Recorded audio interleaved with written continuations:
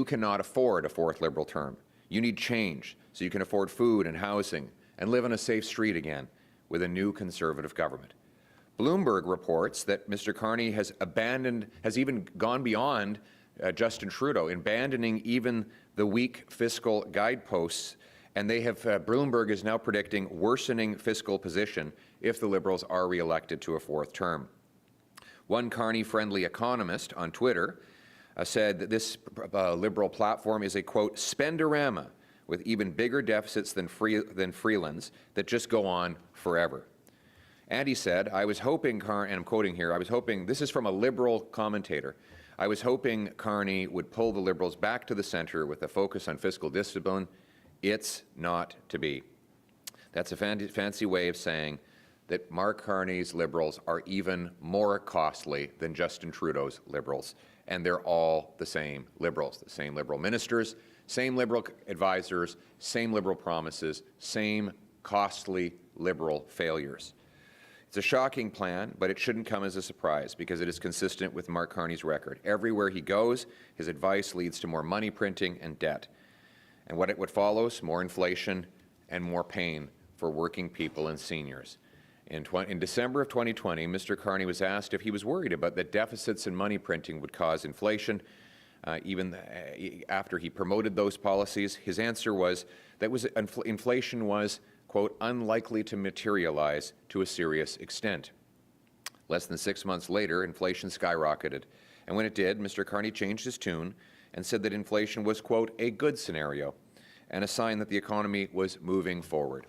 As Governor of the Bank of England, he overshot the inflation target 5 of 8 years, and he was blamed for leaving the UK with 11% inflation, among the worst in the G7. He also triggered a housing crisis in that country just before he came back to Canada to act as Justin Trudeau's economic advisor. Now, no wonder the UK press said Mark Carney had the reverse Midas touch. And today, he's back at it again, promising hundreds of billions of dollars in more government spending and inflationary deficits to pay for it, just as he advised Trudeau to do over the last 5 years. He'll have to print even more money. That means more inflation, higher home prices, higher grocery bills, and higher gas prices. We need a change.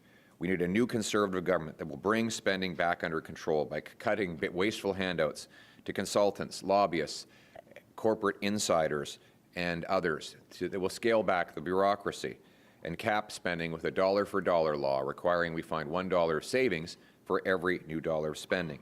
Instead of creating more cash, we need to create more of what cash buys. We will cut taxes so you keep more of what you earn and kill inflation so the dollars that you earn go further. Après les décennies perdues des libéraux, Mark Carney a promis aujourd'hui After the lost Liberal decade, Mark Carney is promising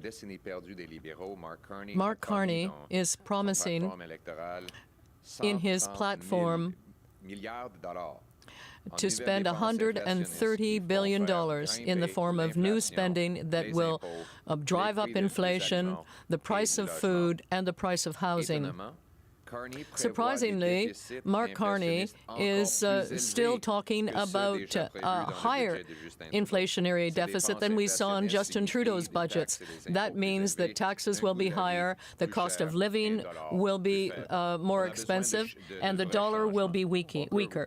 We need real change so that you can buy food, buy housing, and live in a safe neighborhood. With a new Conservative government, Bloomberg is reporting that Mark Carney has abandoned the budget direction of Mr. Trudeau. He sees a deterioration in the fiscal situation if the Liberals are elected.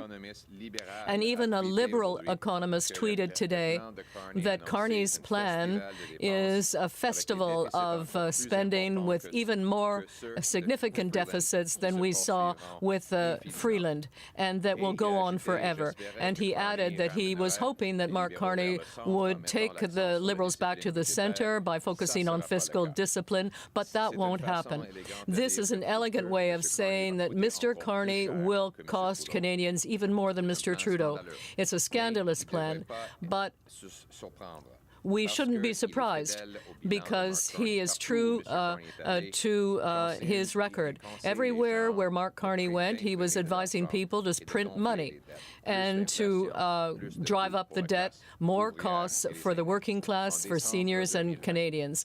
In December 2020, we asked Mr. Carney if he was worried about inflation, and he said, no, it's not a problem. There won't be any. Later, inflation happened 6 months after that, and he said, it's okay, it's not a problem.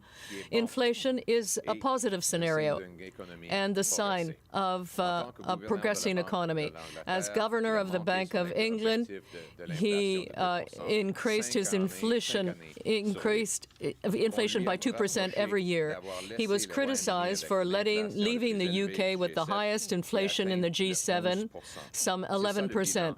That is the true record of Mr. Carney, and it's not surprising that the British press is saying that Mark Carney has the reverse Midas touch.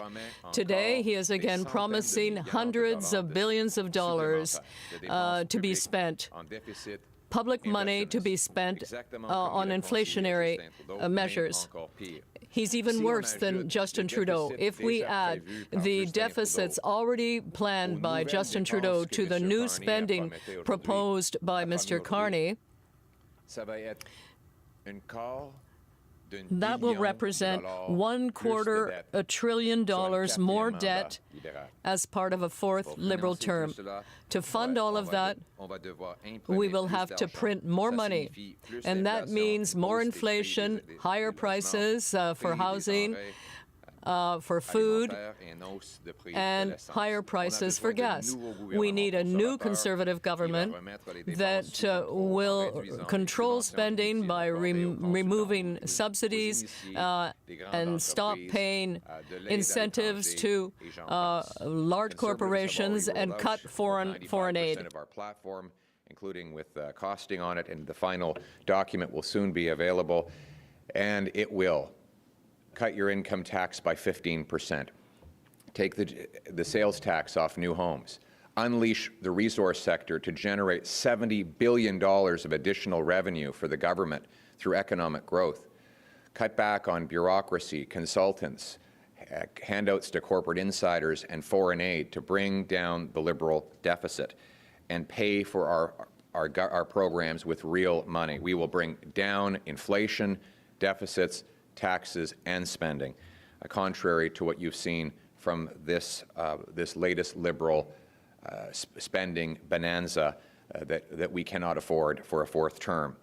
We need a change, and that's what this election is about, a change so you can afford food and homes, a change so that you're safe on your street, a change to put Canada first. And we need a change also to make our people safe again.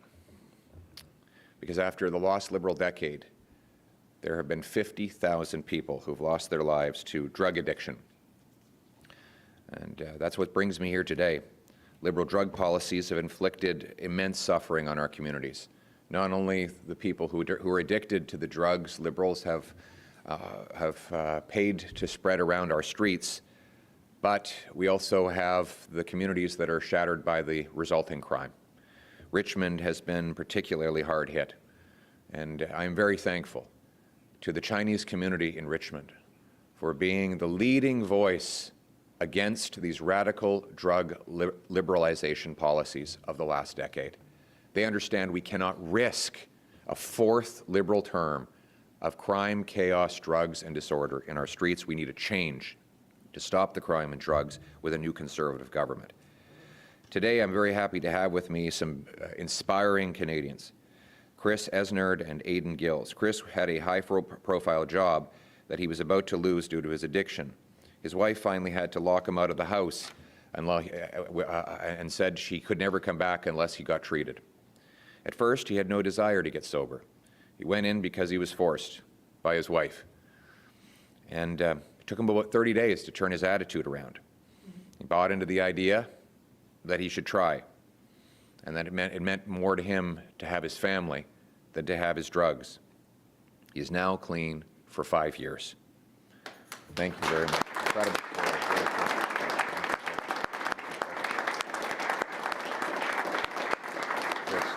Amazing.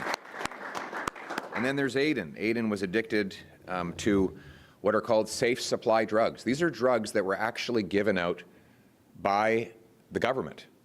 And the government has this policy of paying for opioids, which is a great way to make profit for the same pharmaceutical companies who caused the drug crisis, and then handing them out.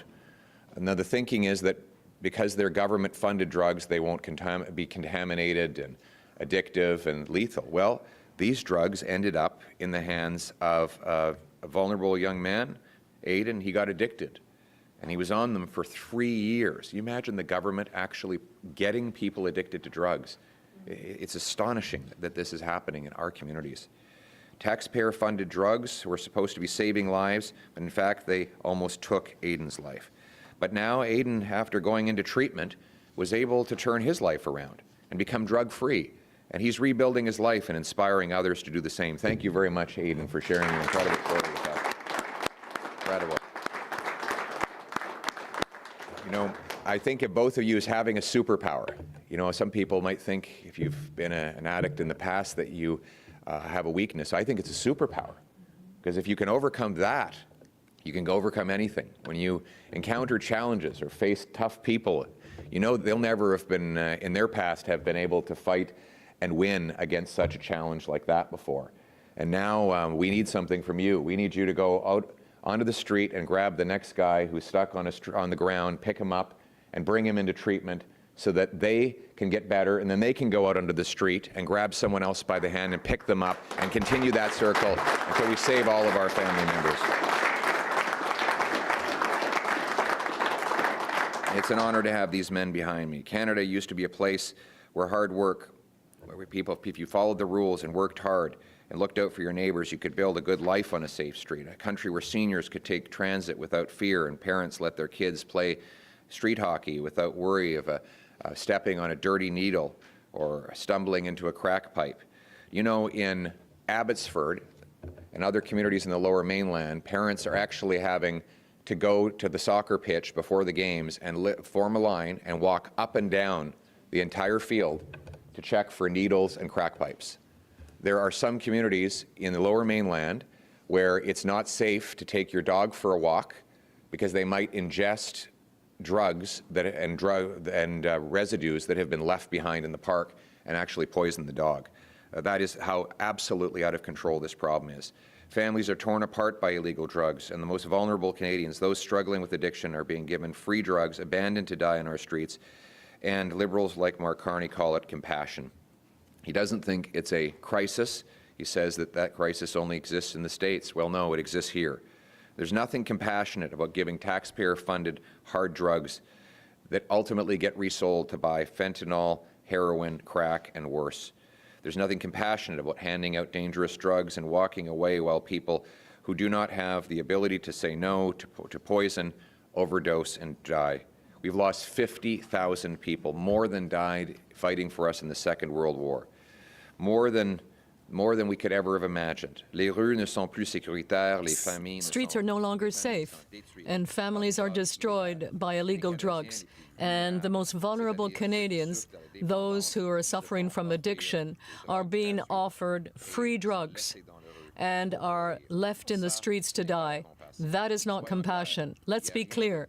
There is nothing good about providing heroin or crack or fentanyl and having that funded by taxpayers' money. There's nothing compassionate about allowing people to use dangerous drugs. We have lost 500,000 people, and we cannot lose any more.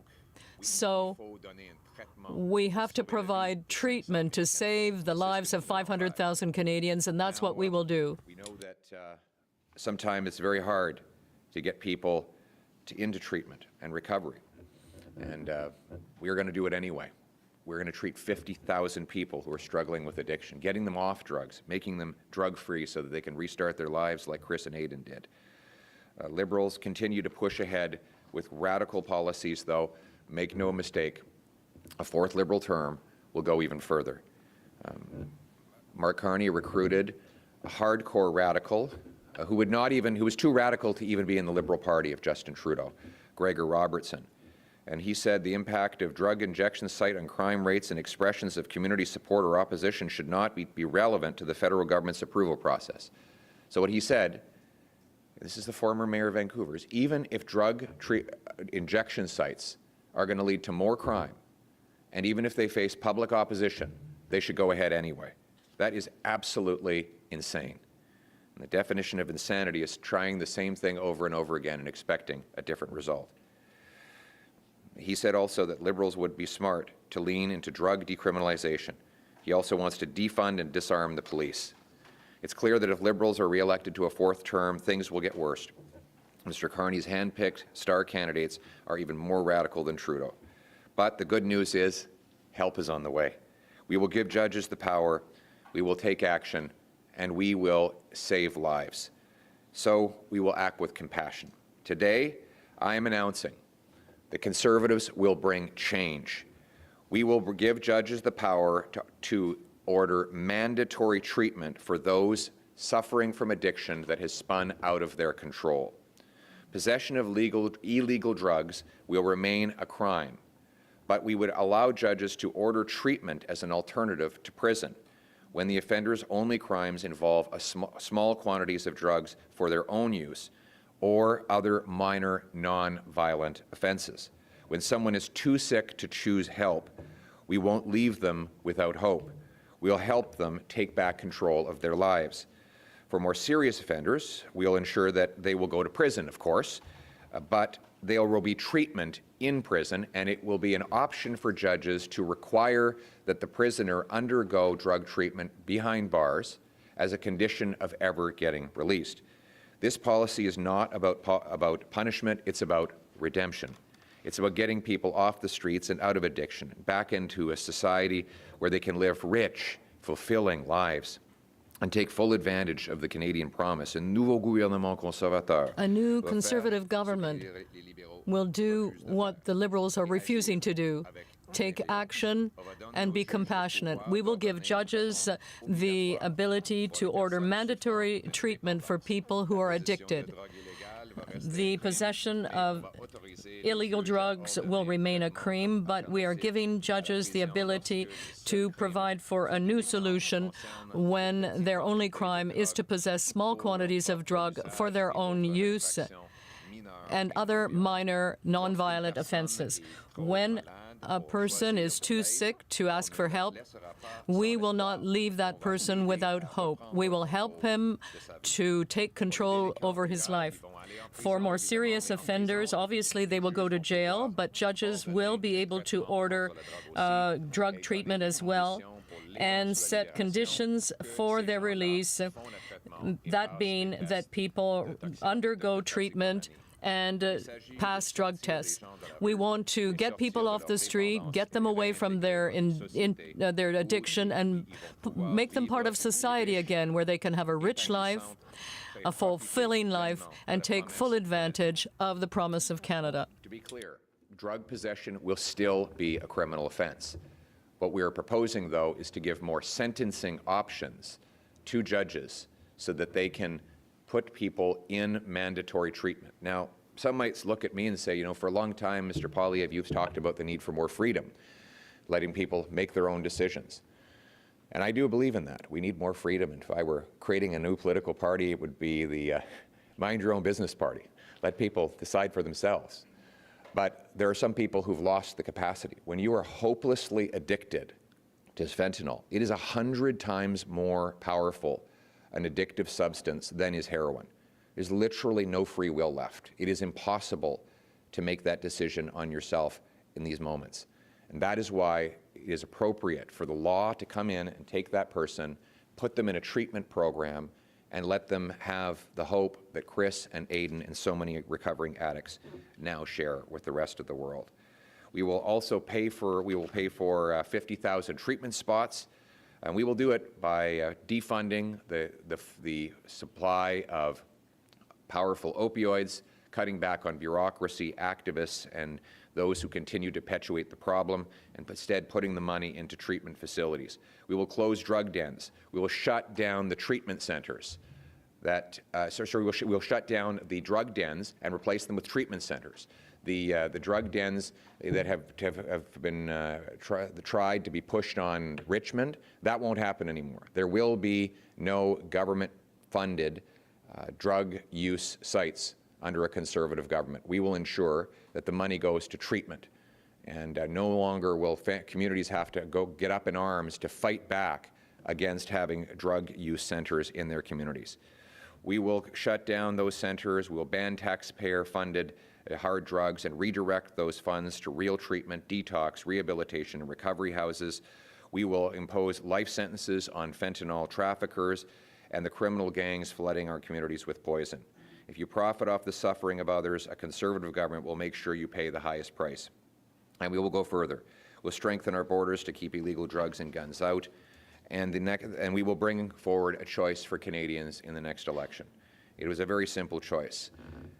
After the lost Liberal decade of rising costs and crime, can you afford a fourth Liberal term? With the same Liberal team, same Liberal ministers, the same Liberal ministry, the same overdoses, crime, tent cities, and out-of-control cost of living?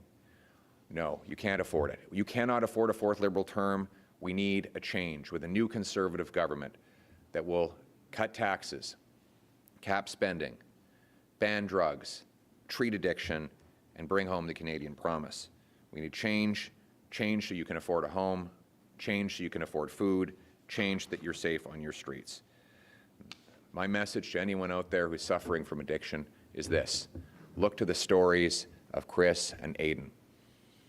They prove that you can turn your life around and do right by your family and your community, and then you can be an inspiration to all people. So hang on, have hope. Help is on the way. You can vote for change. You can vote for hope. Today, tomorrow, and Monday during advance poll weekend, vote early, vote for a change, vote for hope, vote Conservative. Thank you very much. Thank you. We will now give you questions up on the floor, and we will start with the call-in question from the phone line. Thank you. Your first question comes from the line of Rob Shaw from Check News. Please go ahead. Oh, hi, Mr. Poilievre. I was just wondering if you could talk about the importance of BC in this election as we enter the sort of the final stages. You're here again. You've held several rallies, quite a few over the last couple of years, especially in NDP-held ridings. Why such an emphasis from your campaign on the province, and how important is it to your campaign as we enter the final stages here?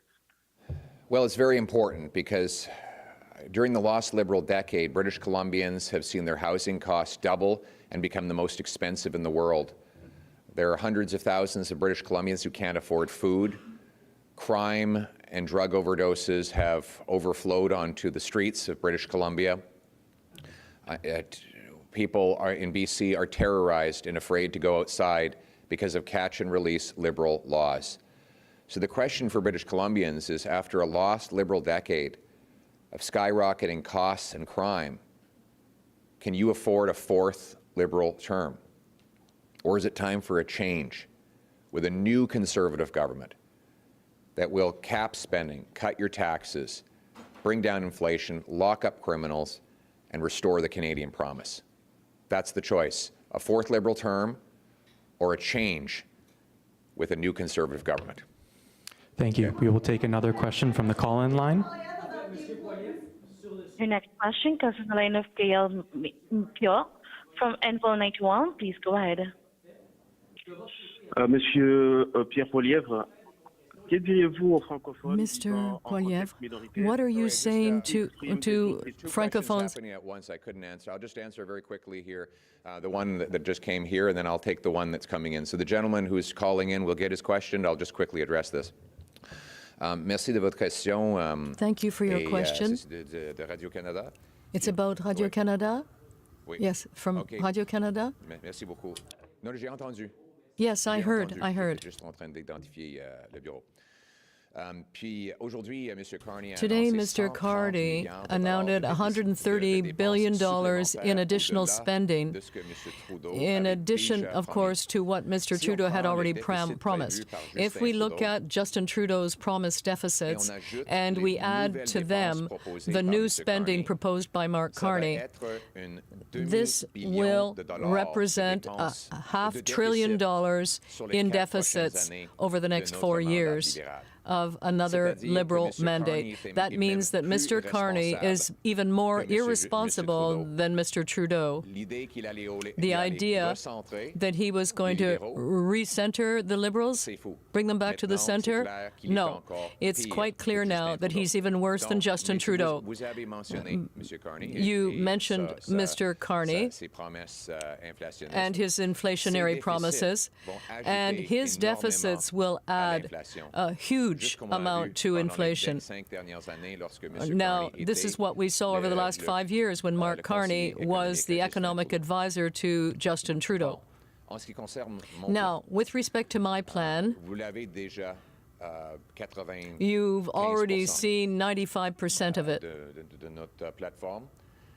95% of our platform. And our approach will lower spending on bureaucracy, on consultants, on giveaways, foreign aid, and we will cap spending in order to bring down the Liberal deficit every single year.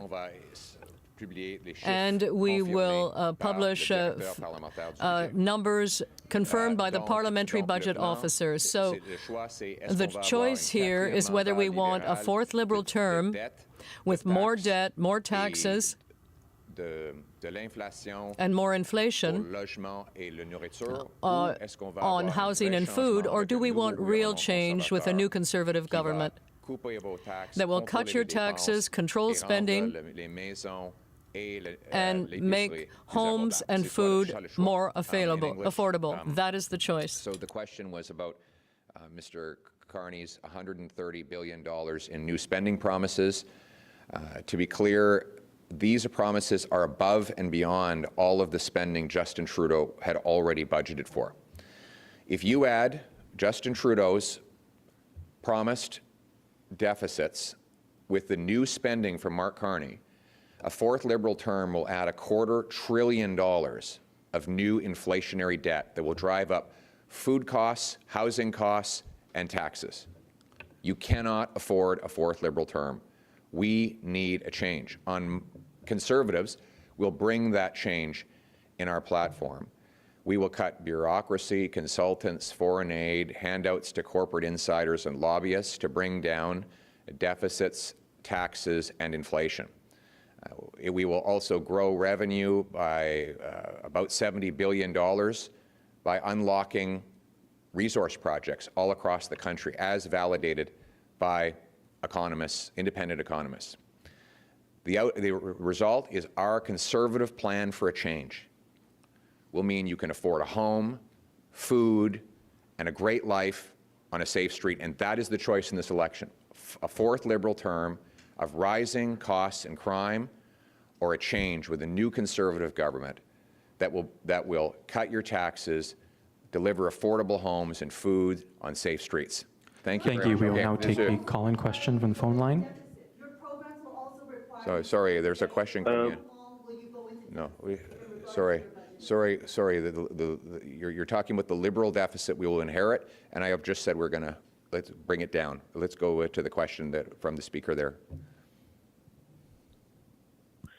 Bonjour, moi c'est Gaël, Hello. journaliste en vol 91.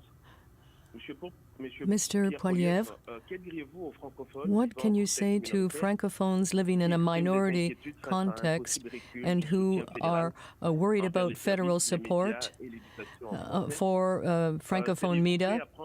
Are you prepared to make a clear commitment when it comes to protecting and supporting Francophones outside Quebec? Well, the sound was not very good, but what I understood is that you are asking whether I will make a commitment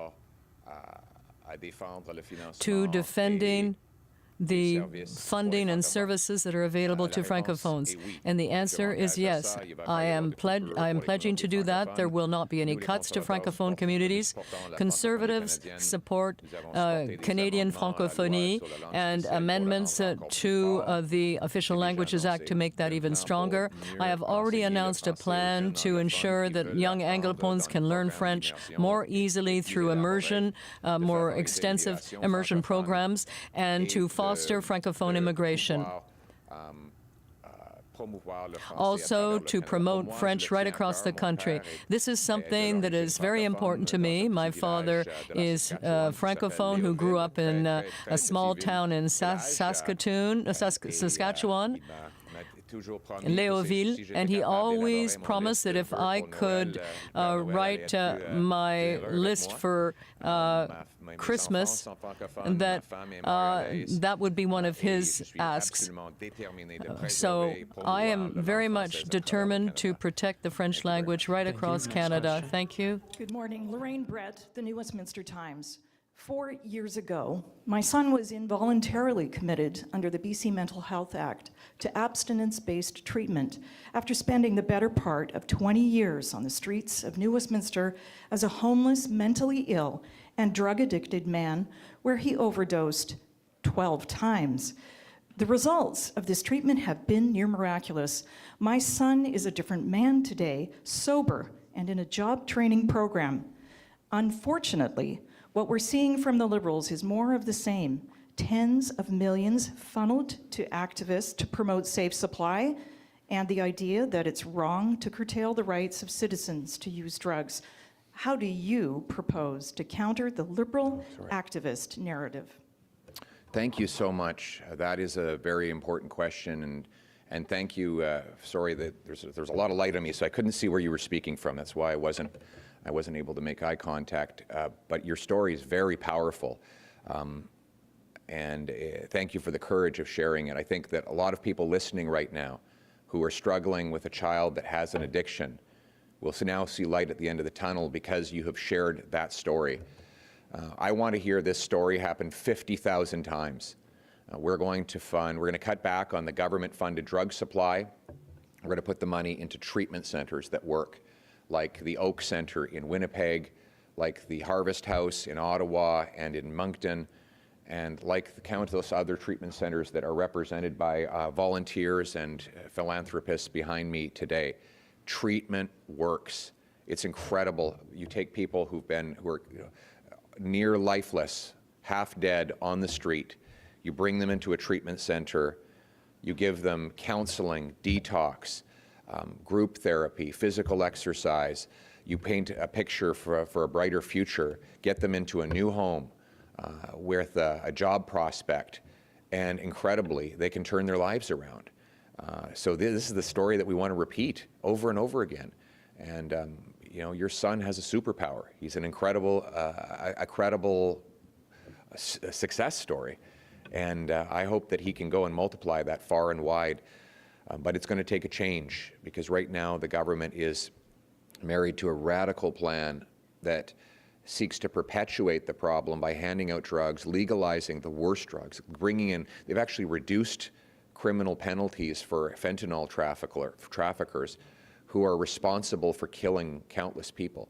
You know, if you are selling large quantities of fentanyl, you're doing the equivalent of firing bullets into a crowded stadium. You might not know who you're killing, but somebody's going to die.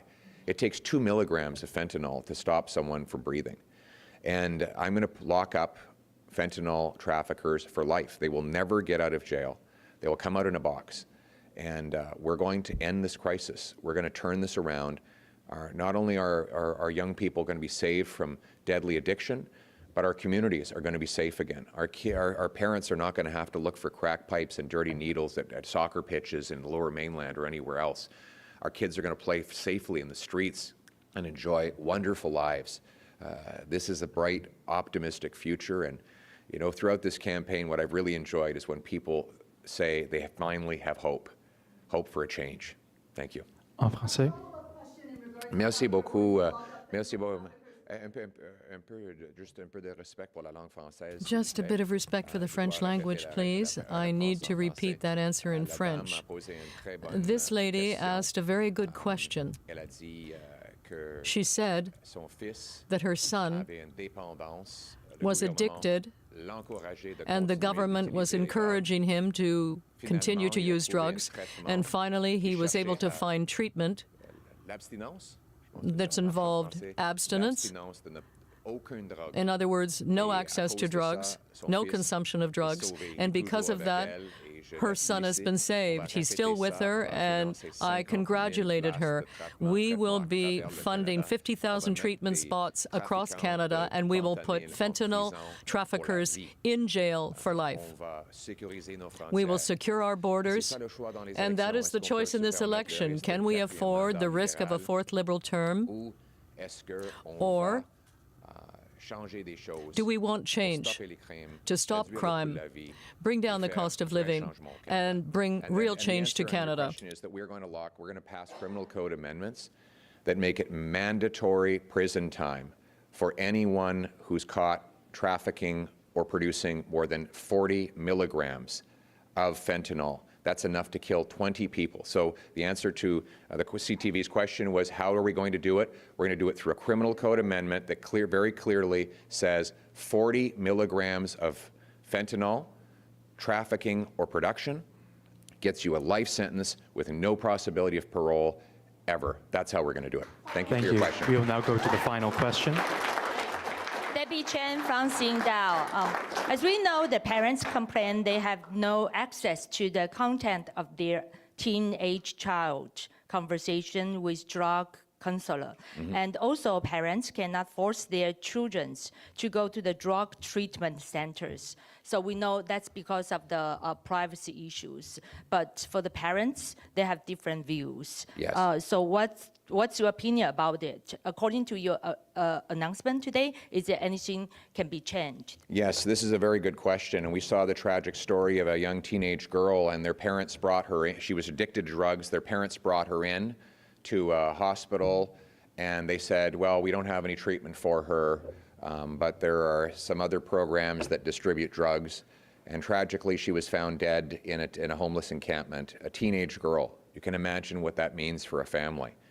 And so the government has put all this money into perpetuating drug use by giving out more opioids, counseling people to use hydromorphone, which is more powerful than heroin, and yet we can't get them into a treatment spot. I do believe that parents should be allowed to force their kids into drug treatment. And that delivery is mostly provincial, but our drug treatment plan will partner with provincial governments to supply funding for involuntary spaces for minors. So if you have a child who's addicted to drugs and you want to get them off drugs, we will empower the province to impose involuntary care on that child, and we will ensure there's a space for the child to go and get detox, counseling, group therapy, physical exercise, and other help to become drug-free. Thank you, everyone. That concludes today's press Thank you very conference. much. Ça conclut la conférence de presse. Thank you, everyone. That concludes today's press If you're conference. just joining us Ça here conclut la on CBC conférence News de presse. Network, hello everyone, my name is Natasha Fatta, and we've been taking you live to Richmond, BC, where the Conservative Party leader Pierre Poilievre has been speaking to a group of supporters and also answering questions from reporters.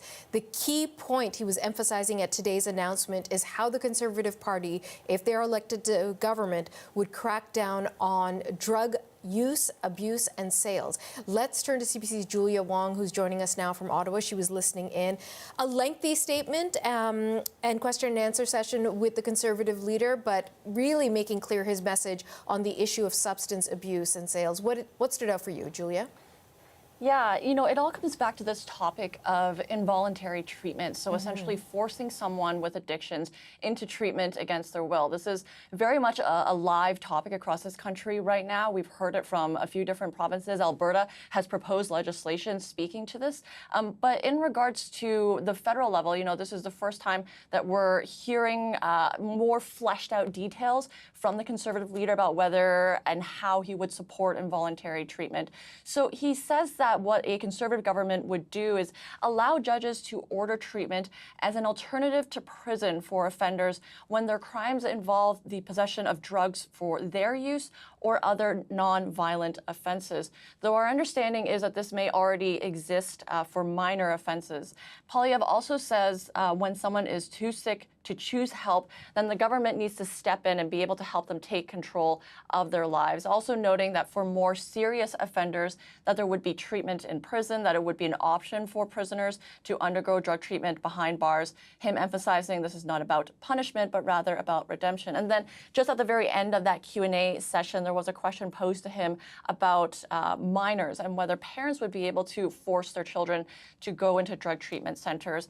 And Poilievre said, yes, that he did believe parents should be allowed to force their children into these drug treatment facilities, and that he would ensure that there would be spaces for children to go. Now, this, as I mentioned earlier, is just more fleshed out, more elaborated statements that we're hearing from Poilievre. He had been asked this last year when that issue of involuntary treatment was, again, very much being discussed across various provinces. So here, what we're seeing him do is really lay out more detail in terms of what he would like to see, what a Conservative government would do. And again, really reiterating how he believes what we've seen on the streets, the issue with the drug crisis is a result of the Liberal government, emphasizing again his message of change, which is what we've seen him repeat over and over, that it's not time for the Liberals to get another term, but rather time for a new Conservative government to step in and make those changes that he believes Canadians will see in regards to whether it's cost of living, crime, housing, that type of thing, that he believes Conservative government would be able to bring those changes to Canadians. CBC's Julia Wong in Ottawa. Thank you so much, Julia. Now, over the course of the federal election campaign, we've been going to voters, Canadians like you, who across the country, some of you who have not yet decided who you're going to be voting for. So we've been talking to you about the issues that matter most. Our next guest is one of those undecided voters. Heather Balfour joins us now from Regina. Heather, thank you for making time